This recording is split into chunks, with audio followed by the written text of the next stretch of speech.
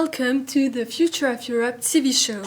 Today, we are here with Armance Boillot, who is a master's student in European and International Law of the University Catholic of Lille.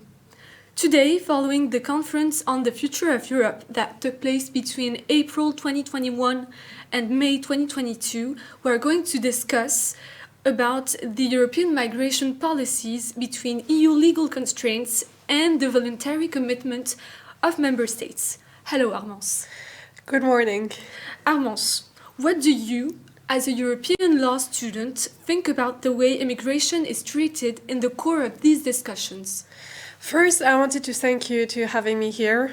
It's a pleasure. And in the course of my study, actually, I was called upon to address the issue of the management of European asylum and migration policy. Migration policy was at the heart of the conference of the future of Europe. And some of the key issues debated here was the management of migration flows. The abolition of the internal borders between member states to allow free movement since the Treaty of Amsterdam has been one of the greatest achievements of the European Union. But according to Iris Golder-Lang, professor of European Public Law at the University of Zagreb, removing internal borders come hand to hand with the need of harmonized rules on asylum, immigration, and external borders rules between member states. So, in order to do so, member states have to transfer one or more of their competence to the EU institutions. And then after, the institution will be entitled to adopt policies in this area. This is the basic of the principle of control. Article 79 and Article 80 of the TFEU give the EU the power to determine the condition for entry and legal residence in the member state. But here also, the member states retain the right to determine the level of admission of people of the third countries who comes to seek for work.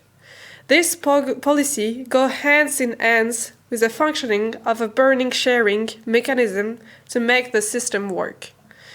But in the recent decades, or we will not be here, after the migration of crisis of 2015, some member states started to begin to point out the limits of the EU migration policy, questioning their commitment to the solidarity in the process of managing migration flows. And actually, some of them were actually reluctant to cede part of their sovereignty to the EU institutions.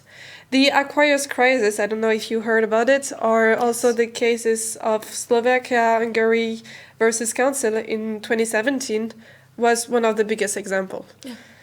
And therefore, the theme of solidarity will be, for me, in the core of migration policy in the upcoming years. And actually, it was reaffirmed in the conference of the future of Europe that we have this last years. Yeah, definitely. So you mentioned the limits of the EU's migration policy, but to what extent do you believe that these instruments are outdated? Well, it's actually a difficult question to answer, and I think we need to put a little bit of context in it. So, in order to ensure an harmonized asylum system and practice, member states decided to have a common ground, and this common ground is a common European asylum system that was created in 1999.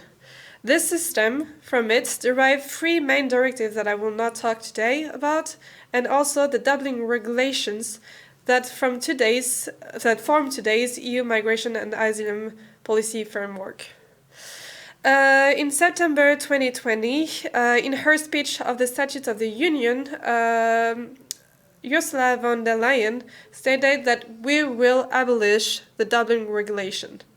But why that? The Dublin regulation has largely evolved this last year and is actually a crucial part of the European Union migration policy. It's governing the procedure for determining which member state is responsible for examining an asylum application. But with time, some critics appeared. And we already can see with the Dublin II regulation that is not applicable anymore, where the ECHR, in the case MSS versus Belgium and Greece, already highlighted the lack of concern of the fate of asylum seeker. But a few years later, Corinne Balex, in her book Quelle réforme du régime d'asile européen commun, it's in French, has her turn highlighted a number of interesting limitations of the current Dublin system. And according to her, the principle of solidarity and the principle of solidarity of the states at first entry for the examination of asylum application leads to an uneven distribution of asylum seekers and leaves a problem of overburdening. Moreover, the rules are not sufficiently harmonized for them and will lead to a lot of secondary movements within the Union. Another complaint was actually also raised by the Greek government this time in the case of International Commission of Jurists and European Council for Refugee and Exile versus Greece. I don't know if you heard about it. Yes. And here they stress out the lack of solidarity between member states regarding the application process. So, as spares as many authors, Camila Cafiero, in her book The Dublin III Regulations, Critics and Latest Attempts of Reform, stress out the need of the Dublin III to be reformed and to be revised. As a consequence, we have today a project for the new Pact on Asylum Migration that was brought out in 2020. Okay, so on the basis of what you just said, do you believe that the principle of solidarity is no longer relevant, maybe, in European migration law? Well, first I want to stress out that the principle of solidarity does not have a single uniform meaning in EU law and can be referred to different legal contexts, such as foreign policy and also economic policy and migration, of course, policy that we're stressing out today. And the term solidarity is found in various instances and treaties and is referred to as European values by Article 2 TEU. In the area of asylum, migration and border control, Article 80 TFEU explicitly refers to the principle of solidarity and shared responsibility. Thus, now we have solidarity is one of the guiding principles in policies area covered by Chapter 2 of the TEU. It's a lot of articles, I can concede. It is. Although the principle of solidarity seems to be largely implemented by European institutions, the vision is confronted by numerous reservations of some member states within the European Union. It's actually the case of Hungary and Slovakia that I already referred to, which were reluctant to apply the temporary relocation mechanism set up by the Council to deal with the 2015 crisis. Despite being condemned by the CJEU in 2017, this country, along with Poland, have continued to refuse to apply this temporary relocation measure system. And some authors actually try to explain why. And they stress out that the issues is touching on their notion of national identity. And this is a problem of not preserving their sovereignty. That was one of the arguments of the countries. But personally, I do not believe that the notion of solidarity is no longer present in the Union, as it prevails in the treaties and in the ruling of the Court of Justice. However, to take up the conclusion of Mr. Abderrahman in his thesis, solidarity is valued as a principle of balance, and which in this case would be between the interest of the united European Union and the national sovereignty of the states. Okay, so on that stance, how do you think that asylum policy and more specifically asylum legislation will evolve? I think that the conference on the future of the European Union will certainly lead to measures that will address the problem of solidarity between countries and also distribution of migration flows. The new pact on asylum and migration will surely be a first response to criticisms of the Dublin system that I stressed out before.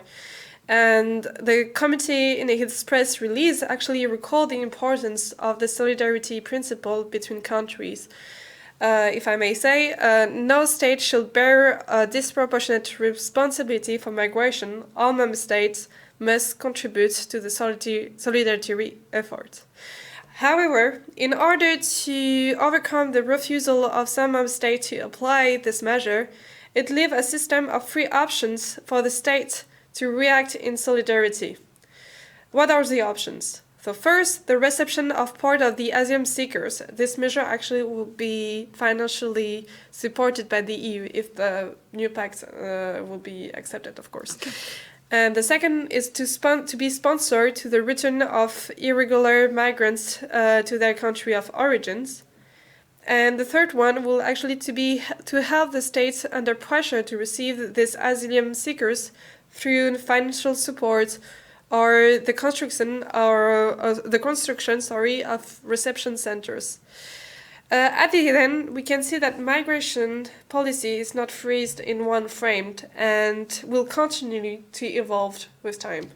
Definitely. Well, thank you for your very interesting informations and for your very interesting intervention on our TV show. And I will see you next time for a new episode of The Future of Europe.